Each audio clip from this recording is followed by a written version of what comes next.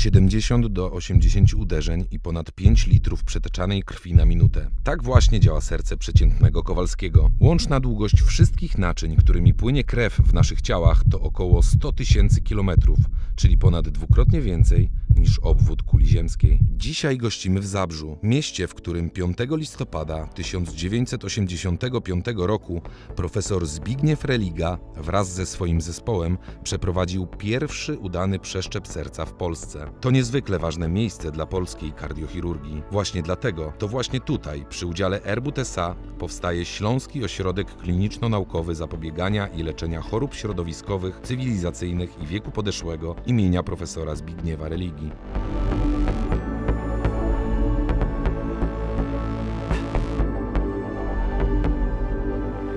Siema, witajcie na następnej wyprawie. Moje serce przyspiesza na samą myśl o tym, że dzisiaj zobaczymy miejsce, w którym profesor Zbigniew Religa dokonał pierwszego udanego przeszczepu serca. Wtedy u boku profesora Zbigniewa Religi stał profesor Marian Zembala, który opowie wam historię tego miejsca. A właśnie dzięki firmie Airbus dzisiaj będziemy się mogli przenieść do świata nowoczesnej kardiochirurgii.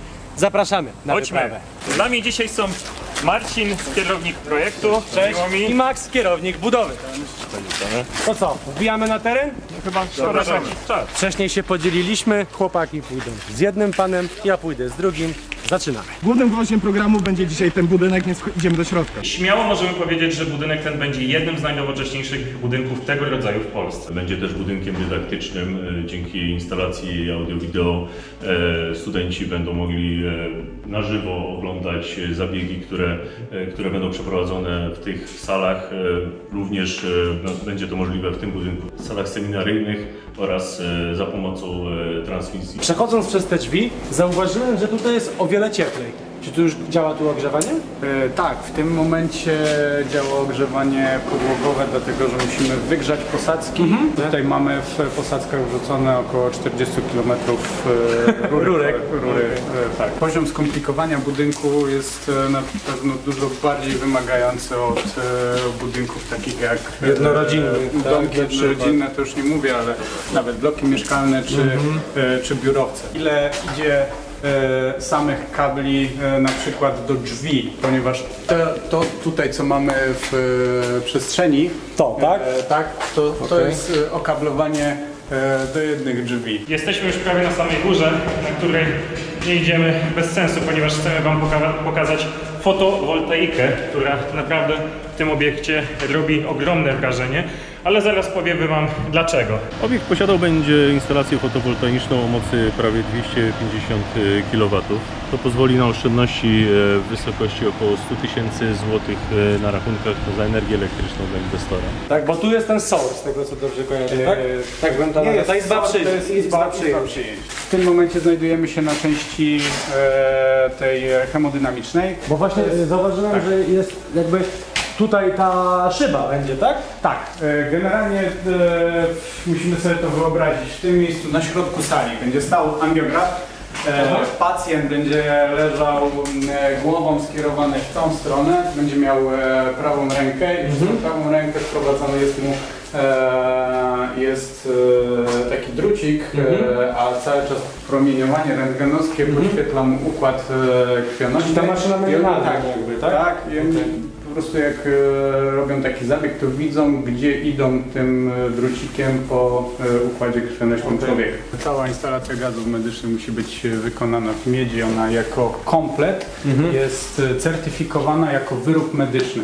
Tutaj na tych słupach będzie zamontowana konstrukcja stalowa i dopiero tutaj staną centrale, agregaty wody lodowej. Woda lodowa to jest taka instalacja, która nam chłodzi, żebyśmy nie używali freonów w chłodnicach w centralach. A, w klimatyzacji po prostu. Tak, zamiast freonu po prostu agregat wody lodowej schładza wodę do temperatury tam powiedzmy tych 7-8 stopni i ona chłodzi nam powietrze. Czyli mogę powiedzieć, że mam w lodówce wodę lodową? Nie. Ale zimną. Zimną, schłodzoną przez freon. Ile mniej więcej waży taka rura? To jest 2-metrowe odcinki sprzedawane czy dłuższe? Nie, to są 6-metrowe odcinki wkładane i zgrzewane. Tutaj widzimy zgrzew. Żeby uzmysłowić, ile całość waży pusta na sucho, bez ładu, To jest kolano 47 kg, kolano 90 stopni. I pewnie kolano jest takiej wielkości. Tak. Cały ten rurociąg, no to musiałbym liczyć, ale na dole jest specjalna konstrukcja wykonana, żeby utrzymać cały ten pion. Tutaj mamy główny pion poczty pneumatycznej. I domyślam się, że to jest początek tej naszej drogi poczty. Zaskoczę Cię, tu jest koniec drogi przesyłki, dlatego że tu jest punkt przyjęcia materiału do laboratorium, więc z całego szpitala próbki spływają w tym miejscu i one są tutaj opisywane i kierowane do analizy w laboratorium.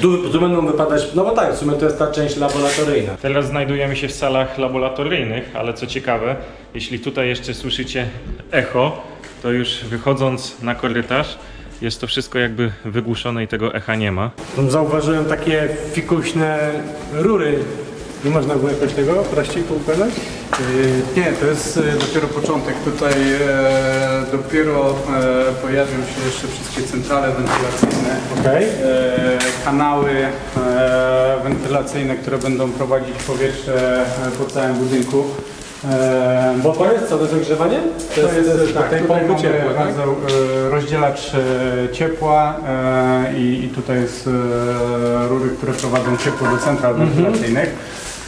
One dlatego mają tak skomplikowany kształt, wynika to z modelu 3D. Tutaj dojdzie jeszcze naprawdę dużo innych elementów w pomieszczeniu wentylatorowni i to jest jakby przygotowanie pod wprowadzenie dodatkowego sprzętu. Czyli jakby specjalnie było to wcześniej przemodelowane w komputerze, aby się wszystko pomieściło jak najmniejszej powierzchni. Cały budynek został zaprojektowany w trójwymiarze, skoordynowany w trójwymiarze, tak żeby można było zoptymalizować ilość miejsca potrzebne na upchnięcie tych instalacji, bo tak jak widzicie, no jest ich dużo. Dość sporo.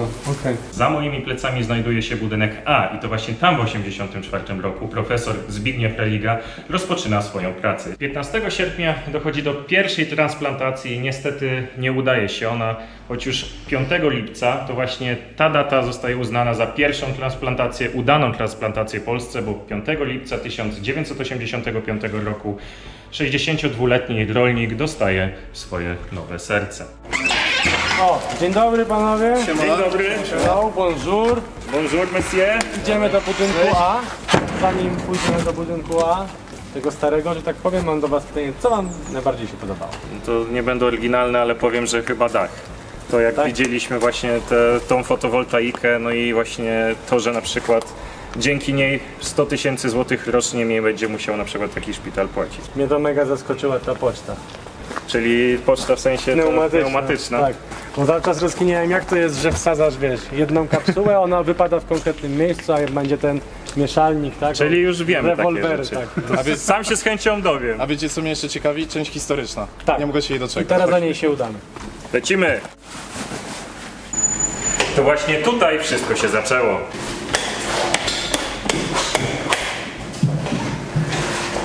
Na pewno kojarzycie znane zdjęcie Jamesa Stanfielda, który zrobił po udanej operacji przeszczepu serca zdjęcie Zbigniewowi Relidze. To właśnie tutaj on siedział zmęczony, a tam w kącie leżał jego pomocnik Romuald Cichoń.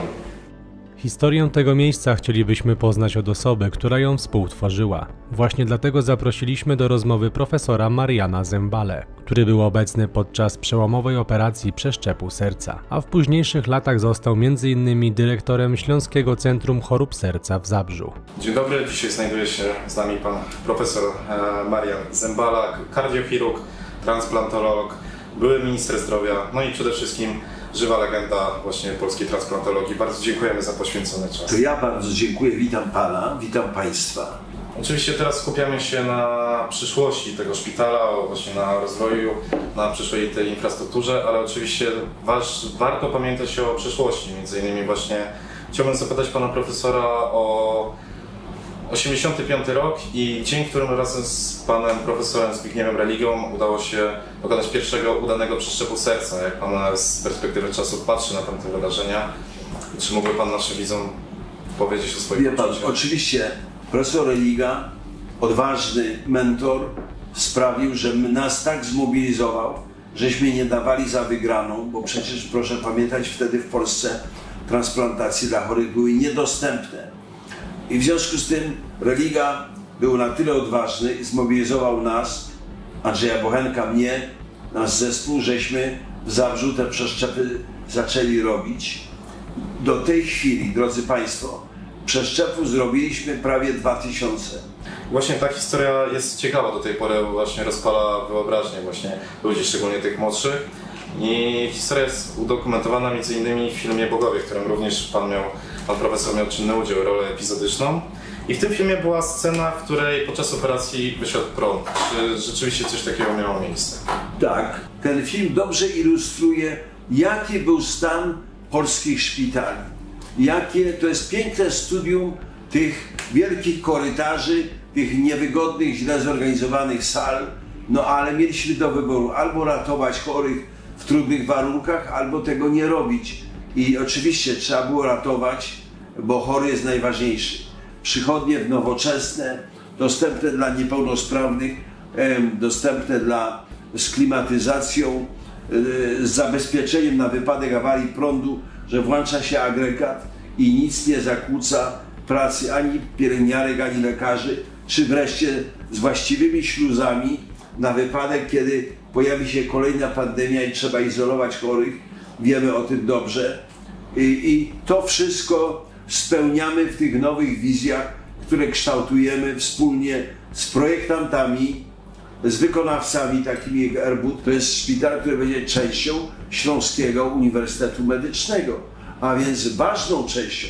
Profesor Religa marzył, żeby wybudować, jak Państwo wiecie, nowy szpital.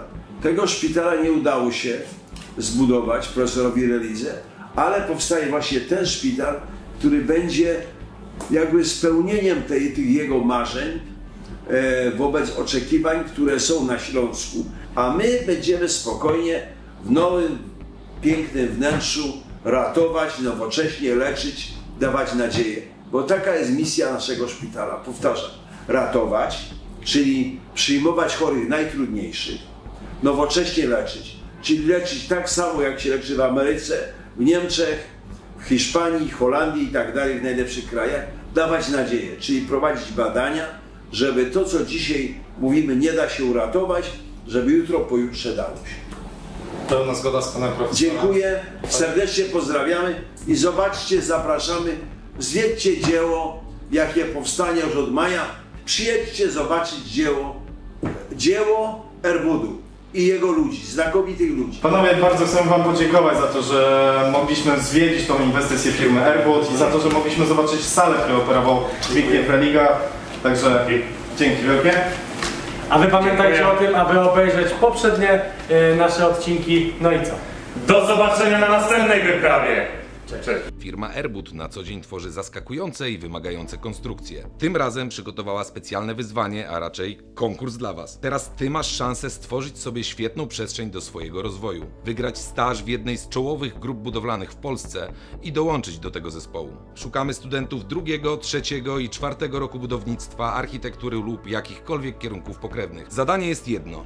Wyobraź sobie, jaki obiekt chciałbyś zbudować w swojej okolicy i pokaż nam swoją wizję. Im większą inwencją lub umiejętnościami się wykażesz, tym lepiej. Szczególną uwagę będziemy zwracali na kreatywność, ale też użyteczność budynku, który chcielibyście postawić w swoim mieście lub dzielnicy. Forma przesłania pracy jest dowolna. Może to być filmik z uzasadnieniem, wizualizacja, rysunek, nawet plakat. Oprócz głównej wygranej, czyli stażu w Erbut, w konkursie można zgarnąć jeszcze kasę w wysokości 1000 zł oraz smartwatcha. Wszystkie szczegóły oraz regulamin znajdziecie w linku pod tym filmem. Mi pozostaje trzymać za Was kciuki i do zobaczenia.